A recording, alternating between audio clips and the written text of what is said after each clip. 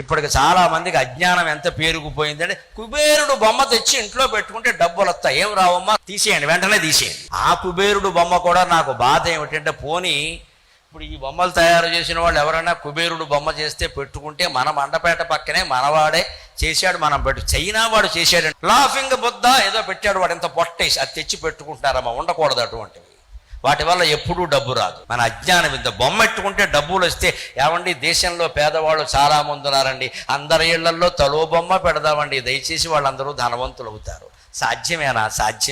ఎందుకు అజ్ఞానంతో ఏడుస్తారు? బొమ్మల వల్ల డబ్బులు రావమ్మా. ఇంట్లో ఉన్న బొమ్మను అమ్మవారిగా భావించి ప్రార్థించి మన మనస్సులోకి మనం చూసుకుని మన సంస్కారాన్ని ప్రవర్తనని కాపాడుకుంటే ధనం కురుస్తుంది ఖచ్చితంగా, అందులో అనుమానమే లేదు. బొమ్మల వల్ల డబ్బులు రావు.